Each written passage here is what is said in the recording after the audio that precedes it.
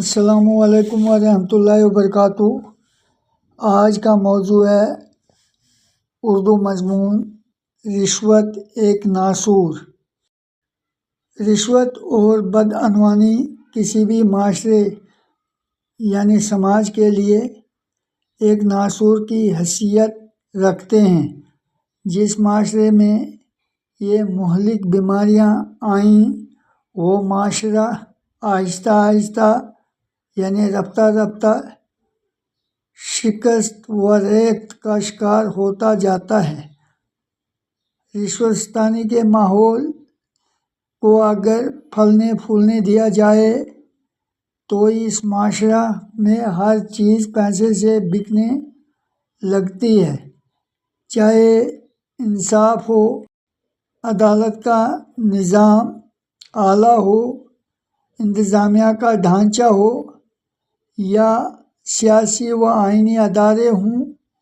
ایک دفعہ رشوت کے رکاب پر سے پاؤں اٹھ جائے تو پھر یہ ناسور منہ زور گھوڑے کی طرح اپنی منطق کے مطابق معاشرے کے نظام یعنی سسٹم کو چلانے لگتا ہے۔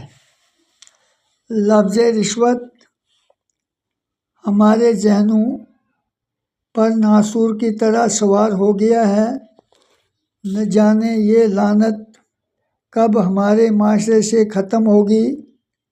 آج اگر کسی سرکاری دفتر میں کسی کام کی غرض سے جانا ہو تو ہمارے ذہن میں یعنی دماغ میں یہی ہوتا ہے کہ جس افسر سے کام ہے اس کو کچھ لے دے کر کام نکالنا ہوگا۔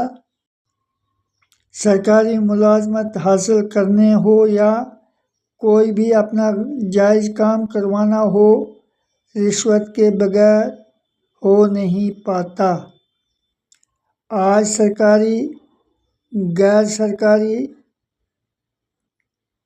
کوئی محکمہ رشوت کی زد سے بری نہیں کہا جا سکتا۔ سینئر افسران کے عتاب سے بچنے کے لیے جونیئر افسران اپنی آمدنی سے ایک خطیر طے شدہ رقم اپنے سینئر کو ادا کرتے ہیں۔ عصر حاضر میں ہوس اور لالچ کی وجہ سے حق تلفی کی مہلک بیماری ہمارے معاشرے کو دیمک کی طرح کھوکھلا کر رہی ہے۔ آپ صلی اللہ علیہ وسلم نے معاشرے میں شر انگیز اسباب، سبب کی جمع ہے اسباب، کینہ، بغض، حسد، عداوت اور رشوت وغیرہ جیسی مہلک بیماریوں کا خاتمہ کیا۔ جس طرح دینی تربیت اور دین کی امتناعی قوت بڑے بڑے کے ارتکاب سے بخوبی روکتی ہے، اسی طرح یہ دونوں چیزیں جرم رشوت کا بھی نہایت بہترین طریقے سے سدباب کرتی ہیں۔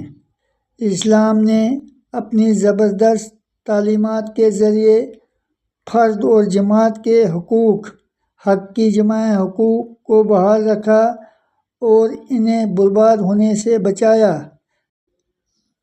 شکریہ۔